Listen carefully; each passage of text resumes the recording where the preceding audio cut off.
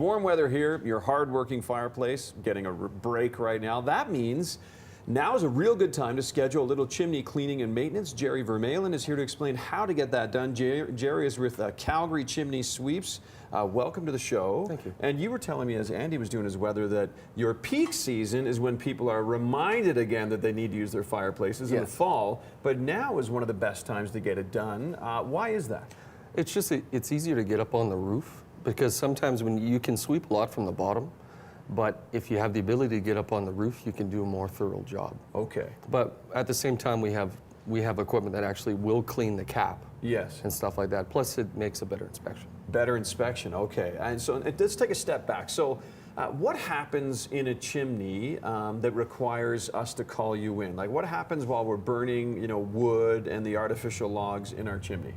Well, what happens is when you're burning wood, there's some residue that comes up from the wood when it's burning because of the water content in the wood itself. Mm-hmm. And so that pushes it up into the system and it sticks to the side of the fireplace and the chimney flue. Okay. So over a period of time, what happens, you almost have like wood sawdust type material, which is called creosote, on the sides of the fireplace. And if enough gets on there, it can catch on fire in places that it can't take the heat. Oh, okay. So you can have a fire not down where it's supposed to be burning, but up in the chimney. Yep. And that's dangerous. So this is a before photograph here, Jerry. So is that kind of blackish, grayish stuff? Is that the creosote? It's the light brown material on the steel itself. I see. Okay.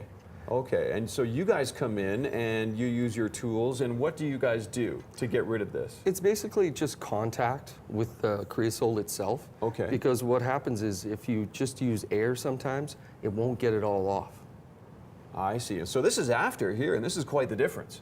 Oh yeah. And so your equipment, what's it like? Is it like a big kind of pipe cleaner, like we use with the kids, to make crafts, or? It's a a brush and rod system. Okay. And what I do is I go into people's houses, tarp off the front of the fireplace on the floor as well. Yes. And then if I have the ability to, because of the, like if it's too steep or whatever, go up on the roof, take the cap off, sweep the system down into the fireplace just above it, and then come in afterwards and then clean out the bottom. Oh. Because the picture you seen was actually me looking up into the fireplace system, into a masonry fireplace. I see, okay, okay. And I have to ask the question, how many times do you encounter animals?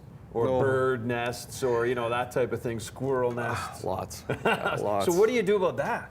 Well, with masonry fireplaces, you have to actually, because when they fall down in there, because they don't have caps lots of times, yes, you have to reach up and pull them out and drag them onto yourself.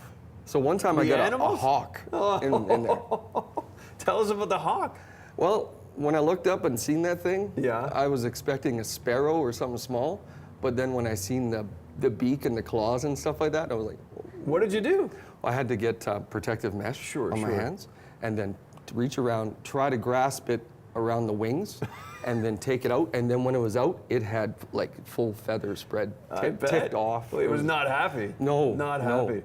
Oh wow. Okay. So, and once the cleaning's done, you're saying, once you get the birds and the hawks out of there, and you get all the creosote off, you kind of clean up around the bottom, and it's kind of good to go and safe again, right? Well, you have to clean out for masonry fireplaces. You have to take your vacuum. And suck out the smoke chamber, which is the area above the fireplace. I see. If you just sweep it, everything will fall in there, and that's where you can have a chimney fire because everything will be down at the bottom. All the fuel's right there. Exactly. Okay, very good. Thanks, Jerry. So, hey, if people want to get a hold of you, how can they do that? By phone or email. Okay, and what's the email address?